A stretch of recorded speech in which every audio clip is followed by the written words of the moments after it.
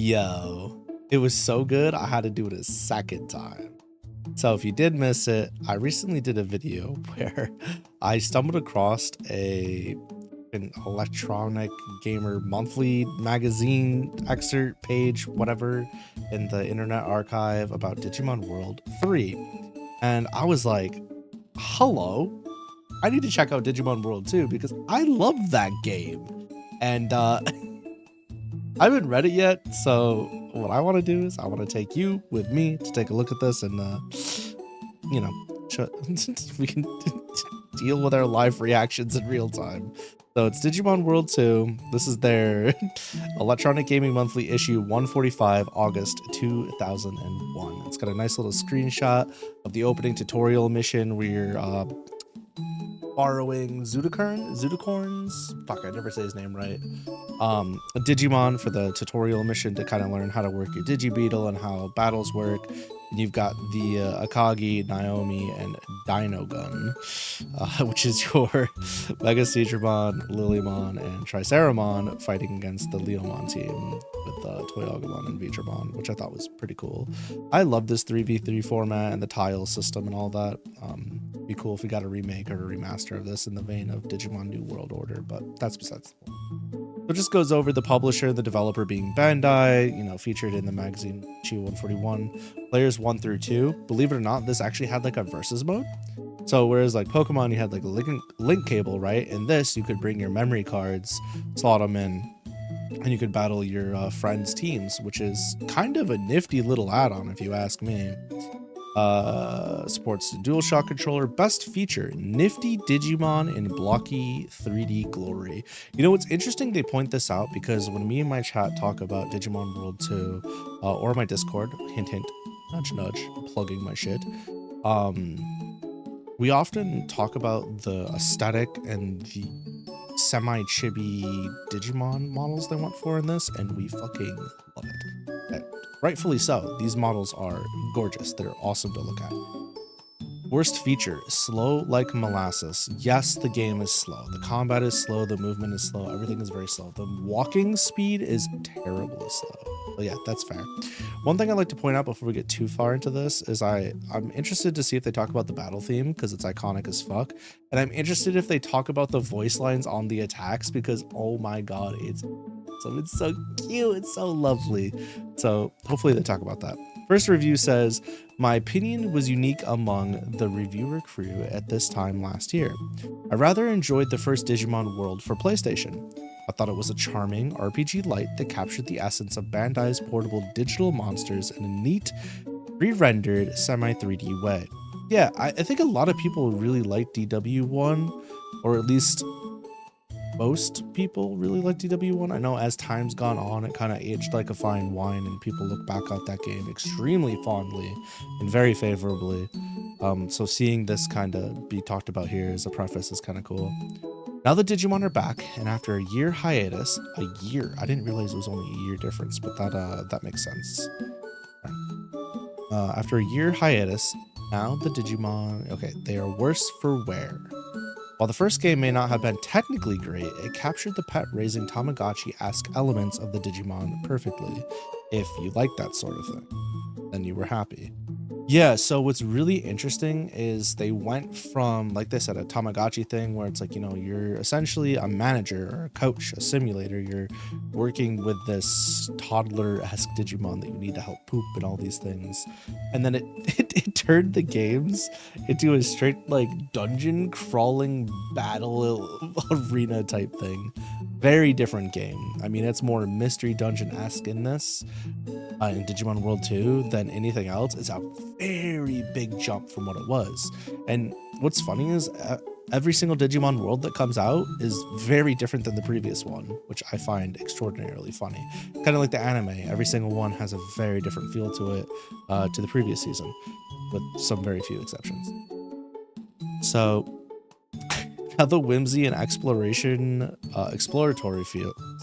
of the first game has been replaced with a monotonous, generic, turn-based Pokemon Stadium wannabe RPG. Fucking excuse me? Huh? They're saying that it's a Pokemon Stadium wannabe? Is it because of the 3D models? Because like the camera angles and stuff? That doesn't make sense. I don't see it. Perhaps this was an attempt to bring the series up to speed, but it also loses something in the transition. You know, I've definitely heard in conversations where people are like, yeah, we're going from Digimon World 1 to World 2 felt really bad because it felt like they were trying to lean more into the Pokemon side of things, and that's not what I liked about the first game. I don't agree with this, though. I think that comparison is not apt. The 3-on-3 battles, set against almost solely black backdrops, yes, that's true, are tedious enough to cure any insomnia. Damn. I mean, the battles are like 50-50, right? If you like JRPG battles, you're gonna like this.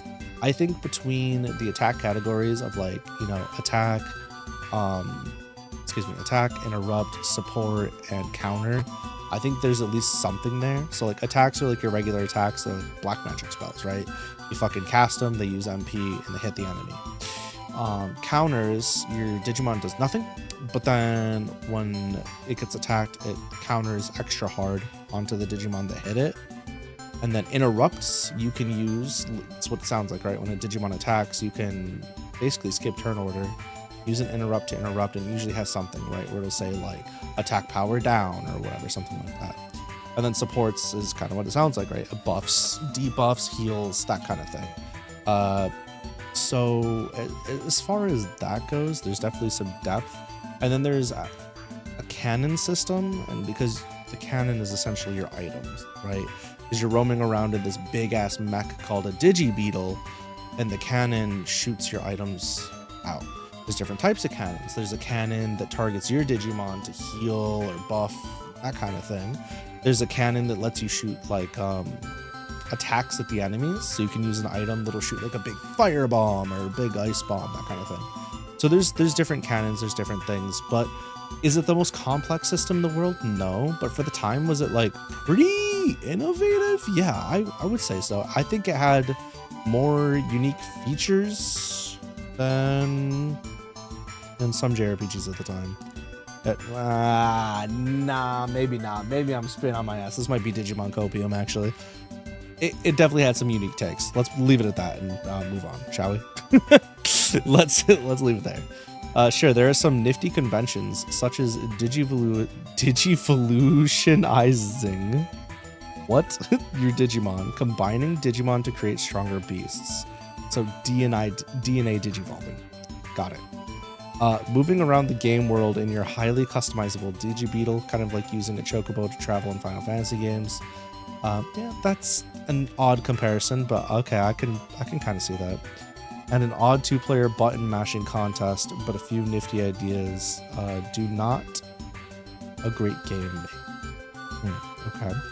In this case, they do not make a particularly good game, and even the most diehard Digimon fan is strongly urged to rent this one first. Milkman. That's funny because Milkman gave Digimon World 3 a 6.0, and here they're giving it a 4.5. I think this is still like, for this type of game and the way it can be and the amount of grinding it can have, it's probably fine for its time. I don't think sure, there are some nifty conventions such as Digivolutionizing is a great line, but hey, good for them.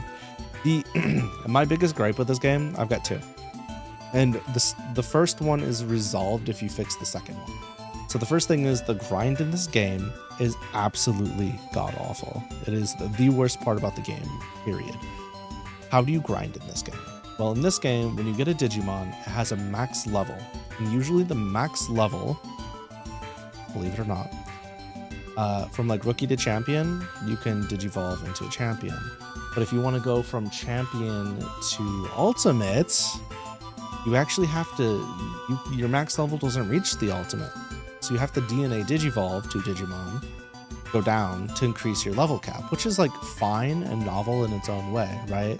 And then the DNA Digivolution increases your parameters for your stats, and you can get combined skills, right? The one had like fire attacks and an interrupt, and the other one had like grass attacks and nature abilities for healing and support. You could gain those abilities, those skills on the same Digimon now, which is really kind of cool. And as you DNA Digivolve more and get your parameters better, more specifically the DNA Digivolve one, where it keeps track of how many times you DNA Digivolved, you can Digivolve into stronger Digimon. This is not a correct example, but for example, Dame Devimon might go into Ice Devimon, but after it's evolved and then DNA Digivolved several times, then it can go into Standard Devimon, right? So stuff like that.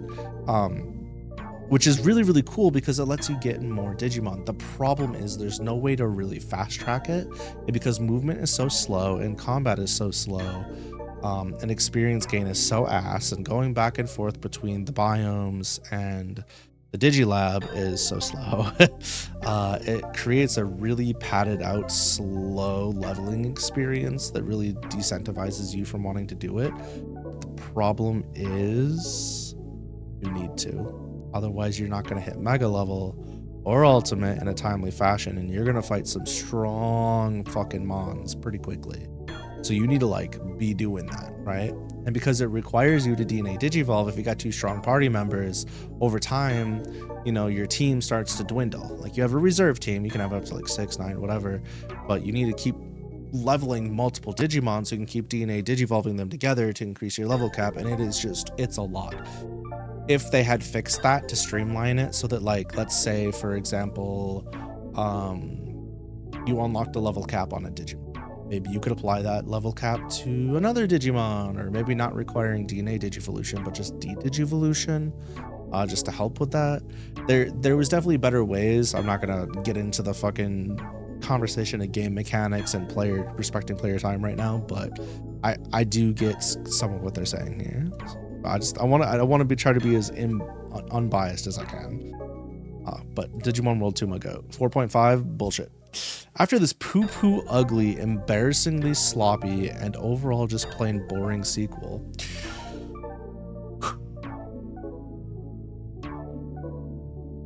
I'm fine. Not mad. It's okay. The only thing keeping this rip-off franchise alive will be the overly devoted fans or moms looking for a quick fix to quiet their video game-starved kids. Kill yourself. That is crazy. What an arrogant, off-the-rip, aggressive take. That is despicable. Although DW2 abandons the virtual pettiness, it's a little blurry, of DW, its attempt at creating a Digi-World RPG is pathetic. No work and absolutely no spice went into the regurgitated stew that spawned this game. Recycled animations, laborious turn-based battles, extremely dull dungeon crawls, anti-slick item/equipment managing, and amazingly bad graphics will make you want to 1 puke, 2 die laughing, or 3 punch something. Yeah, this is the same one that had a really hot take and shit outlook on DW3. Their opinion's invalid and their kids are probably inbred. I'm just saying. No. But the only thing I can say here is the molasses speed. They're hinting at the laborious turn battles. I'm assuming they mean because of the speed. If it's because of the mechanics, they're wrong. The dungeon crawling was actually kind of fun because it's, like I said, it's kind of mystery dungeon-esque. Every time you move a tile, your enemies on the map move a tile. And then there's like sometimes there's big giant rocks that block your path, or electro webs. And if you want to get through them, you have to bring the proper missiles, and you only have so much inventory. So it's like a well thought out mystery dungeon diver, right? And you can expand your inventory over time, and there's traps on the ground that like your wheels can, you know, live through if you upgrade your mech right or bring the right upgrades. So that part of it was really, really cool, and they could expand upon that. Should they have maybe better map design and more variation between runs? Yeah, I think this game would benefit from a remake as a full-on roguelite more than anything. Just saying. And that idea is for free, Bandai. You can have that one for free. I don't want it, don't care. They gave it a 2 for Digimon World 2 out of 10. You know what's going on in the thumbnail, right? Even forgetting that Digimon is, at its heart, a Pokemon ripoff. Oh my fucking god. Yo, you can tell this is the early 2000s with these fucking boomer ass takes. Man. Well, Pokemon's just a fucking Chinese mythology ripoff. Shut up. Anyways, it's a wonder anyone would have worked their way through the first Digimon world, much less this game. It looks as if the designers of Part 2 were fans of Chocobo's mysterious dungeon, because the domain areas look almost the same, black backgrounds and mostly plain floors. That's actually not entirely fair. The floors changed a lot. Like, there was a lot of like type-based floors. Like, if there was a blue floor, your water type Digimon would get powered up, while, you know, other ones would be powered down. There was gold type floors, it'd be like machine or something. So they're kind of full of shit. That's not even getting into traps and stuff. Yet this person didn't get very far. I'm gonna tell you that. They didn't get very far at all. Pretty much all of the domains towards like early mid game, like not early game, but like midish game onwards, the floors were all over the place. So yeah, they're full of shit. Combat's about as exciting as watching paint dry, skill issue. Single Digimon perform not so flashy attacks against, yep, black backgrounds. I mean, yes, there's black background, but like, I have no defense there, sorry. I tried. The game's interface is so slow and clunky that it feels like a first generation PS1 game. Digimon fans may be able to overlook the shortcomings, but I'd stay away. Also a 2 out of 10 for Digimon World 2 out of 10 by Chris. You know, to be fair, the take on the slow and clunky menus, I get it. I mean, if you go back and play this game now, I would absolutely recommend playing with the magic of the turbo features to speed up the gameplay, because something can be rough. Visuals 2, sound 4, ingenuity 3, and replay 2. See, this is an interesting breakdown, because I personally think the visuals are really strong. Like, the aesthetic in this are really strong, excluding the background. But like the black background almost adds to the dungeony like fuckery that's there. But what's really on display are those chibi-ish models. They really kill it and knock it out of the park. The sound's phenomenal. They're full of shit. Nobody talked about the like attack move sounds, which are awesome. The hit marker sounds are phenomenal. When you hit a Digimon with a big meaty fireball, that shit's great. And then the little sound they make when they land on their back is really good too. Replayability, whatever. Again, never beat the game, just because like life reasons, but yeah, no, it's crazy. I think it's fun to look back at these. They're like a time capsule to see people's general vibes on things. I mean, granted, this is one magazine at one establishment with only 3 people, right? It's not the general feel of every magazine across the board, but I just want to share this with you. What are your thoughts? Have you played the game before? Do you think it was fun? Do you think maybe Jean was spitting? Do you think the haterade was warranted? I don't, but you know, everybody's entitled to their own opinion, even if they're you know, maybe fell down a few tree branches a little too hard when they were young. But yeah, if you haven't already, feel free to check out some of my other videos. I do lots of videos all the time. I pretty much put out a video every other day. If you like what you see, feel free to subscribe, hang out around here. We live stream every single day, 7 days a week. And join the Discord. We yap about all sorts of things, including Digimon. Thank you so much for watching, and I look forward to seeing you in the next one. Annyeong.